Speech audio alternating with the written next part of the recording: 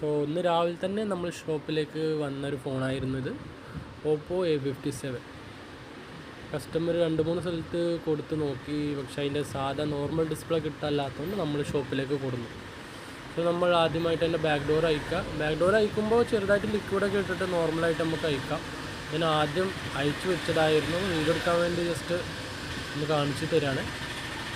So ഇത് മൊത്തം എടുത്തതിന് ശേഷം മൊത്തം റിമൂവ് ആയി കഴിഞ്ഞാൽ നമ്മൾ ഏറ്റവും ആദ്യം ചെയ്യേണ്ടത് അതിൻ്റെ മിഡിൽ ഫ്രെയിം ഒന്ന് നേരെ പോലെ ക്ലീൻ ചെയ്തിട്ട് നോക്കണം. കാരണം ഫ്രെയിം ക്ലീൻ ഇല്ലെങ്കിൽ പിന്നീട് പല പ്രശ്നങ്ങൾക്കും കാരണം, ഒന്നാമത് ക്ലീൻ ഇല്ലെങ്കിൽ നേരെ ഫിറ്റിങ് കിട്ടില്ല. ഫിറ്റിംഗ് ഇല്ലെങ്കിൽ സൈഡിൽ കൂടി മറ്റേ ലൈറ്റും കാര്യങ്ങളൊക്കെ ഉണ്ടാവുന്നതാണ്. സോ നമ്മളൊരു തുണിയൊക്കെ എടുത്തിട്ട് നേരം പോലെ നല്ല രീതിയിൽ ക്ലീൻ ചെയ്തു. ഇനി അടുത്ത നിമിഷം വരുന്നത് നമ്മുടെ കോംബോ ചെക്കിംഗ് ആണ്. സോ നമ്മൾ മാർക്കറ്റിൽ നിന്ന് കൊടുന്ന RD എന്ന കമ്പനിയുടെ ഒരു കോംബോയാണ് നമ്മൾ കൊടുക്കുന്നത്.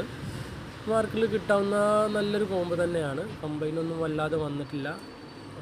RD അല്ലെങ്കിൽ ക്രൗൺ ഇതൊക്കെ നല്ല കമ്പനി സാധനമാണ്. സോ നമുക്ക് കോംബോ ചെക്ക് ചെയ്യാം.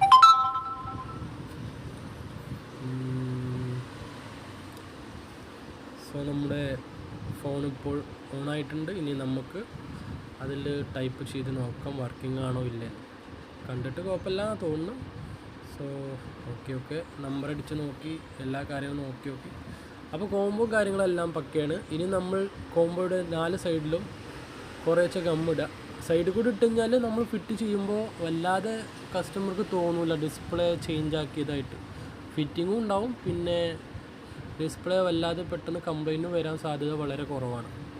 അതിട്ടതിന് ശേഷം അടിഭാഗത്ത് ചെറുതായിട്ട് ഒന്ന് ഗമ്മിടണം.